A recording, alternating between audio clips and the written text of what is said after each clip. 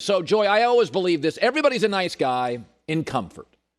Everybody's a nice guy when your kid's hitting home runs in Little League. Judge people also how they act in crisis, how they act when they don't get their own way. Judge people on that too, because everybody's a nice guy when everything goes their way. Things get a little rough. That's when the truth comes out. The truth comes out when things don't go everybody's way. So there's two teams here fascinating. We got the Nets, Brooklyn Nets, Kyrie, Harden, Kevin Durant. They open up Saturday with the Celtics. They will roll through Boston. Boston doesn't have the size at the rim. KD will do whatever he wants. They don't have Jaylen Brown. They don't have enough juice offensively. It's going to be a 4 or 5 game series. And the media is going to fawn over Brooklyn. The points are going to come easy. The games mostly will be blowouts.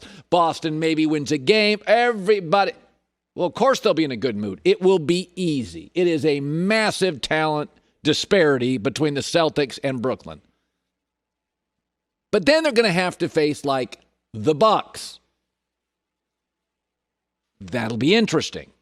6 or 7 game series, little duress, very physical team. Rim protector, Drew Holiday, PJ Tucker can be annoying. I want to see the 3 stars for Brooklyn in crisis. Because I've seen the big 3 in Brooklyn in crisis.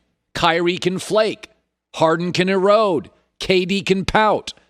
And by the way, the coaches are Steve Nash, always underachieved in the playoff, and Mike D'Antoni, struggled in the playoff. First guy off the bench, sometime starter Blake Griffin, struggled in the playoff. There are nothing but playoff ghosts all over this locker room, and you're not going to sense it against Boston. And let's be honest, for top offensive stars in this league, they rarely face discomfort in the NBA regular season. It's basically 28 points in 36 minutes on to Denver, rinse and repeat. The referees officiate it differently. They want to get out of town and go to the next game. They don't want a 3.5-hour game at the free throw line. They let guys play. The coaches view it as a marathon, not a sprint. They don't want to offend or alienate their star players in the regular season. I mean, a fifth of the NBA is tanking by the end of the season. The media is barely paying attention. But just wait in about 10 days, 2 weeks, Nets, Milwaukee. A lot of scrutiny, media watching, you watching, me watching, Joy watching, every possession.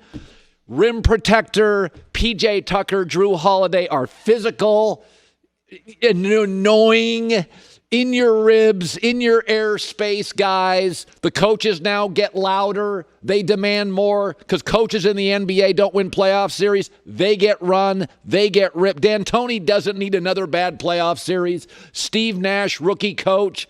We start saying against Milwaukee, they're down 2-0. Nash is over his skis. Oh, here comes Harden again. Kyrie's a flake, and the world's watching.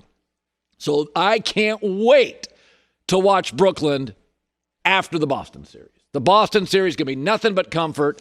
Kevin Durant's going to do whatever he wants. Jason Tatum's going to play fine, but he has no shot. They just don't have the ammo.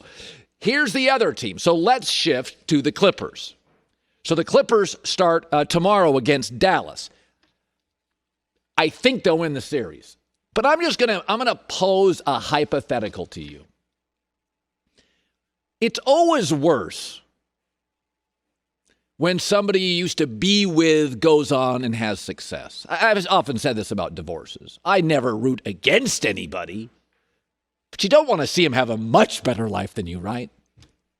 What if Doc Rivers and Tobias Harris, the ex-Clippers, get to the finals? By the way, very, very possible. What happens if the Phoenix Suns and Chris Paul upset the Lakers? Ooh. What if ex-Clipper Blake Griffin and the Nets end up doing really well? What if the Lakers, who share the same building in Montrezl Harrell, win? That's not great for the Clippers, right? I mean, we know Doc Rivers, Tobias Harris in the finals against the Lakers, who share the building in Montrezl Harrell. That ain't good for the Clippers. I think the Clippers are a tinderbox. I think the pressure on this team is crazy. And don't kid yourself, Russell Westbrook through the years, you don't think he saw and heard all the guys he used to play with have all this playoff success? And he's played 26 playoff games and he's won 8. Of course it matters after a while. Steve Ballmer is a very front-facing owner. He spent $2 billion on this team, $1.8 on a new arena, and that'll be major cost overruns because it's Los Angeles, and there's cost overruns on lunch. He's going to be $5, $6, $7 billion in.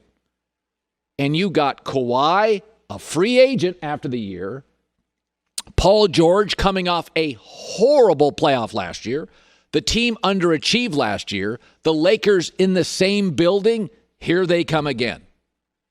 There is, to me, the Clippers, it is just, you ever walk into a room, it's like a budget meeting or something, or, there's, things aren't going well at the company, and you walk in and it's just like, it's tight. Have you ever gotten a massage in your life and the masseuse says, "Whoa, your shoulders, they're so tight"?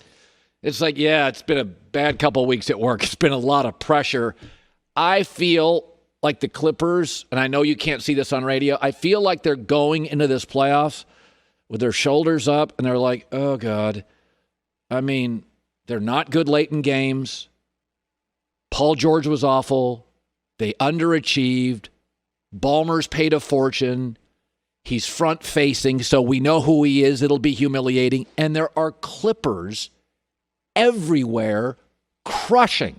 Chris Paul's an MVP candidate. Tobias Harris is having his best year, and Doc Rivers has apparently solved the chemistry issues overnight in Philadelphia. Montrezl Harrell now for the Lakers. They're favored to get to the title. Blake Griffin ends up on the most talented threesome in the league. I mean, there are Clippers everywhere in this league. Some of them are going to succeed. And I just think as Ballmer's watching television, money's going out the door for the new arena, and Paul George is shooting 29% in the playoffs, and Kawhi has to miss a game. We've all worked at different companies. Some are loose and fun, and some bosses are a little uptight.